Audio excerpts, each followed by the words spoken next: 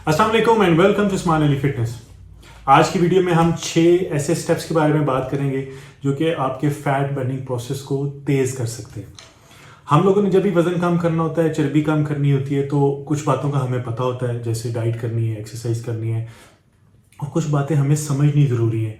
सिर्फ इसलिए नहीं कि हमने अपनी बॉडी से वेट को कम करना है या चर्बी को कम करना है, बल्कि इसलिए कि हमने अपनी बॉडी को फैट बर्निंग प्रोसेस के अंदर डालना है, जहाँ पे वो एनर्जी फैट सेल्स से ले, और ना सिर्फ ये कि वक्ती तौर पे ले, बल्कि हमेशा वहीं से ले, यानी उसको आदत हो जाए फैट बर्निंग की। अब उसके लिए जो बेसिक चीज़ें हैं वो तो हमें डाइट और एक्सरसाइज का पता है, लेकिन हमने बॉडी को फैट बर्निंग जोन में कैसे रखना है इस चीज़ का हमें पता नहीं होता। जब हम ओवरवेट होते हैं, हमारे जिस्म पे चर्बी ज़्यादा होती है, तो हमारी बॉडी जो एनर्जी ले रही होती है वो ग्लूकोज, ब्लड ग्लूकोज से ले रही होती है, जबकि हमारे जिस्म में जो फैट सेल्स है उनके अंदर बहुत ज़्यादा एनर्जी पड़ी होती है ग्लूकोज के मुकाबले में, लेकिन हमारी बॉडी उन फैट सेल्स को इस्तेमाल नहीं कर पा रही होती। फ़ौरन इंस्टेंट एनर्जी हमें मिल रही होती है ब्लड ग्लूकोज में के ज़रिए, और हमारी बॉडी वहीं से उसको इस्तेमाल कर सकती है। अब हमने अपनी बॉडी को फैट बर्निंग जोन में कैसे डालना है, अब इससे मुराद ये नहीं है कि जिसे कीटोसिस कहते हैं, जैसे आप लो कार्ब डाइट पे जाते हैं, 2 से 3 दिन के अंदर आपकी बॉडी कीटोसिस में चली जाती है, फैट बर्निंग स्टार्ट कर देती है, बल्कि उसको फैट बनने की आदत पड़ जाए, यानी वो एनर्जी के लिए सिर्फ फैट सेल से ही एनर्जी ले। इसके लिए बॉडी को 1 से 2 माह लग सकते हैं, 3 माह भी लग सकते हैं, डिपेंडिंग ऑन योर जेनेटिक्स। तो हमने अपनी बॉडी को वो कैसे मजबूर करना है, इसके लिए जो वो ज़रूरी स्टेप्स हैं वो हम आज डिस्कस करेंगे। लेकिन अगर आप डाइट कर रहे हैं, एक्सरसाइज कर रहे हैं और बॉडी कीटोसिस में चली गई है, तो आपको कैसे पता चलेगा कि आपकी बॉडी कीटोसिस में है, इसको भी समझना बहुत ज़रूरी है। तभी आप इस प्रोसेस को तेज़ कर सकेंगे। अगर आपकी बॉडी कीटोसिस में गई नहीं है, फैट सेल्स को बर्न ही नहीं कर रही, तो फिर किस प्रोसेस को तेज़ करना है। तो इसकी कुछ निशानी होती है, जबकि बॉडी कीटोसिस में जा रही है, आप लो कार्ब डाइट पे गए हैं। सबसे पहले तो एक मील से दूसरे मील के दरमियान आपको भूख नहीं लगेगी, आप ज़्यादा देर तक भूख बर्दाश्त कर सकेंगे। ऑब्वियसली उसके रीजंस होते हैं, जैसे आप हाई प्रोटीन या हाई फैट डाइट पे जाते हैं तो आहिस्ता आहिस्ता डाइजेस्ट हो रही होती है, तब भी भूख नहीं लगती है। और अगर बॉडी फैट सेल्स से एनर्जी लेना शुरू कर दे तो फैट सेल्स में बहुत ज़्यादा एनर्जी होती है, तो हमारे जिस्म को एनर्जी मिल रही होती है, हमें भूख नहीं लगती। नंबर 2, क्रेविंग्स नहीं होती हैं, ख़ास तौर पे कार्बोहाइड्रेट्स की क्रेविंग्स रुक जाती हैं, मीठे की क्रेविंग्स रुक जाती हैं। तो अगर ये भी होना शुरू हो गया तो समझ जाएंगे आपकी बॉडी अब फैट सेल्स पे शिफ्ट हो गई है।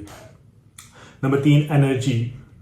आपको अप्स एंड डाउन्स नहीं एनर्जी के मिलते। जैसे अगर आप ब्लड ग्लूकोज पे हमारी बॉडी चल रही हो, तो अक्सर नोट किया होगा आपने, एक्सरसाइज करें तो एकदम एनर्जी कम हो गई है, आप थकावट महसूस करने लगे हैं, कभी एनर्जी ज़्यादा मिल रही है, खाना खाया ज़्यादा एनर्जी मिल गई है, एक्सरसाइज के स्टार्ट में ज़्यादा एनर्जी और थोड़ी देर बाद ही आपकी एनर्जी एकदम कम हो गई है। तो अगर आपकी बॉडी फैट सेल्स को बर्न कर रही है तो एक्सरसाइज के दौरान भी ऐसा नहीं होगा, पूरे दिन में भी ऐसा नहीं होगा, आपको कांस्टेंट एनर्जी मिलती रहेगी एक ख़ास मकदार में। और उसकी वजह वही होती है कि हमारे फैट सेल्स के अंदर जो एनर्जी है वो बहुत ज़्यादा होती है। अब कुछ लोग ये बात करते हैं कि कार्बोहाइड्रेट्स तो बहुत ज़रूरी हैं। हमें तो अक्सर ये मैसेजेस भी आते रहते हैं, क्लाइंट्स भी बोलते हैं कि कार्ब्स के बगैर तो एनर्जी मिलेगी नहीं, और ये कॉन्सेप्ट बना हुआ है। हमारे जिस्म को जितनी ग्लूकोज चाहिए जो हमें कार्बोहाइड्रेट से मिलती है, वो हमारी बॉडी एक ग्लूकोनियोजेनेसिस, एक केमिकल प्रोसेस है, उसके ज़रिए वो उतनी ग्लूकोज बना लेती है प्रोटीन और फैट्स से। तो अगर हम प्रोटीन डाइट ले रहे हैं या हाई फैट डाइट ले रहे हैं तो हमारी बॉडी को जितनी ग्लूकोज चाहिए वो उसके ज़रिए बना लेगी, हमें अलग से कार्बोहाइड्रेट्स लेने की ज़रूरत नहीं होती। और नंबर 4 पे आप ज़्यादा एक्टिव फील करते हैं, आपका ब्रेन ज़्यादा एक्टिव होता है, आपकी कंसंट्रेशन ज़्यादा अच्छी होती है, सीखने का अमल ज़्यादा बेहतर हो जाता है, बहुत ज़्यादा एक्टिव रहते हैं आप मेंटली। और अगर आप फैट बर्निंग जोन के अंदर है, फिर एक्सरसाइज के दौरान आपको ताकत ज़्यादा मिलती है, आप ज़्यादा एनर्जेटिक फील कर रहे होते हैं, आप थकते नहीं हैं, आप हैवी वेट्स उठाना चाहें जो आम रूटीन से आप उठा रहे होते हैं उससे भी ज़्यादा स्ट्रेंथ बनती जाती है, वेट्स उठाए जा रहे होते हैं, इसका मतलब होता है कि बॉडी एनर्जी जो है वो फैट सेल से ले रही है। और नंबर 6 पे ये है कि आपकी नींद बेहतर हो जाती है। ऑटोमेटिकली आप लो कार्ब डाइट पे जाते हैं, आप हाई प्रोटीन या हाई फैट डाइट पे होते हैं, बॉडी कीटोसिस में जाती है, फैट सेल से एनर्जी लेना शुरू करती है, तो आपकी नींद बेहतर होना शुरू करती है। हो सकता है बाकी दिनों की निस्बत आप कम सोना शुरू कर दें, 6 घंटे की नींद लें। पहले अगर आप 8 घंटे 7 घंटे सो रहे थे तो हो सकता है सिर्फ 6 घंटे की नींद लें, लेकिन अपने आप को ज़्यादा एक्टिव फील करें। और ये ऐसा ही होता है कि 6 घंटे के नींद के बाद भी बंदा अपने आप को बहुत एक्टिव फील करने लग जाता है। तो अब हम बात करते हैं कि वो कौन से 6 स्टेप्स हैं जिनसे अगर आप बॉडी कीटोसिस में ले के जा चुके हैं तो बॉडी को मजबूर कैसे करना है कि वो सिर्फ एनर्जी फैट सेल से ही ले। सबसे पहले तो है आपकी लो कार्ब डाइट। देखें, आपको लो कार्ब रहना पड़ेगा, आपको बाहर से ग्लूकोज की सप्लाई रोकनी पड़ेगी ताकि बॉडी फैट सेल से वो एनर्जी ले। ये सिंपल सी बात है। अब लो कार्ब से मुराद ये नहीं है कि आपने जीरो कार्ब कर देना। लो कार्ब से मुराद है कि आपकी बॉडी को उस स्टेट में रहने के लिए जितने कार्ब्स की ज़रूरत है आपने उतने ही लेने हैं। ऑब्वियसली उसके लिए आपको कैलकुलेटेड होना पड़ेगा, एक प्रॉपर डाइट प्लान पे अमल करना पड़ेगा। आप खुद करना चाहें तो देख सकते हैं, जो मैंने आपको निशानियां बता दी हैं कि बॉडी अगर आपकी फैट सेल्स को कंज्यूम कर रही है तो क्या निशानियां, अगर वो नहीं फील कर रहे आप, जिसमें एक सबसे ज़्यादा इंपॉर्टेंट भूख लगना, क्रेविंग्स लगना, एनर्जी का कम होना, तो समझ जाए आपकी बॉडी उस फेज़ में नहीं है, तो कार्ब्स को कम कर दें। फिर देखें कि अगर ये बॉडी मेरी उस स्टेट में जा रही है कि नहीं जा रही है, वेल एंड गुड। नहीं जा रही तो कार्ब्स को मज़ीद कम कर दें। नंबर 2 है इंटरमीडिएट फास्टिंग। इंटरमीडिएट फास्टिंग बहुत इंपॉर्टेंट है। क्यों? क्योंकि एक मील आपने लिया है, उसके बाद दूसरे मील तक या जब भी आपका वो फास्टिंग टाइम है, उस टाइम तक जब आप स्टार्व कर रहे होंगे, भूखा रह रहे होंगे, तो वो आपकी बेसिकली इंसुलिन लेवल्स को नीचे करता है।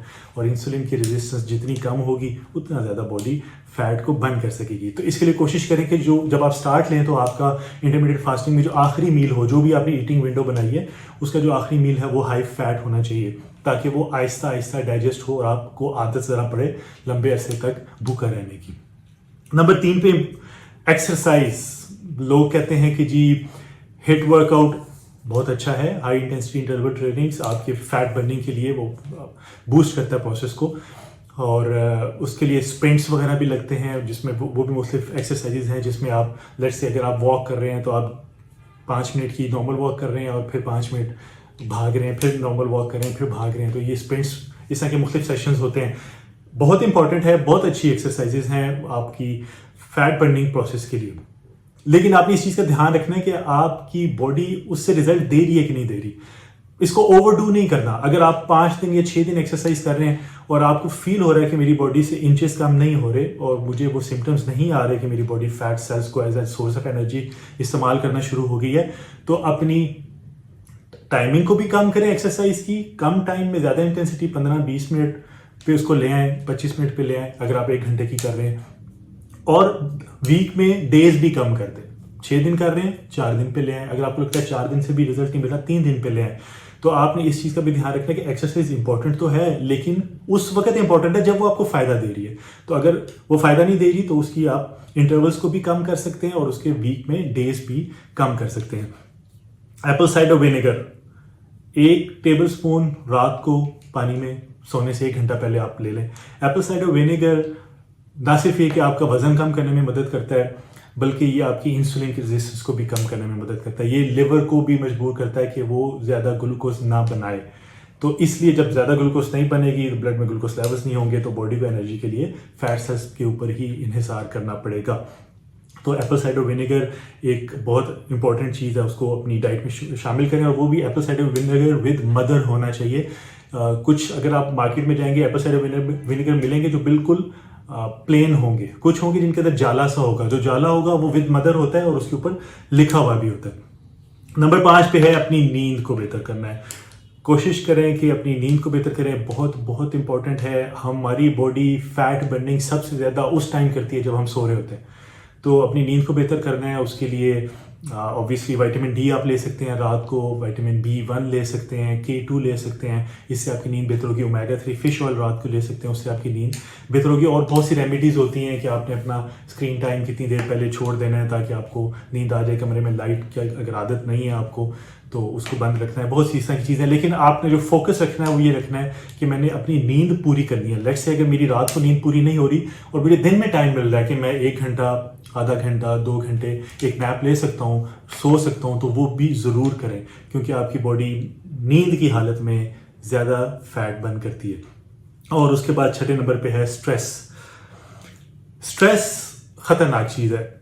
ऑब्वियसली हम उससे जान नहीं छुड़ा सकते, जो हालात हैं, जो मामलात हैं हमारी ज़िंदगी के होते हैं, लेकिन हम उसको कम कर सकते हैं। जब आपकी बॉडी स्ट्रेस में आती है तो वो स्ट्रेस हार्मोन कॉर्टिसोल को रिलीज़ करती है। जब कॉर्टिसोल के लेवल्स बढ़ते हैं तो वो इंसुलिन को बढ़ाते हैं। जब इंसुलिन की रेजिस्टेंस बढ़ती है तो बॉडी फैट बर्निंग जोन से बाहर निकल आती है। बॉडी फैट को बर्न नहीं करती, बल्कि फैट सेल्स और बढ़ना शुरू हो जाते हैं। अब स्ट्रेस को कैसे कम करना है, ऑब्वियसली आपको उन मामला से दूर रहना है जिससे आपको स्ट्रेस मिले। तो कल अल्लाह सुब्हानहू तआला पे बहुत ज़रूरी है, उसको कायम रखना है।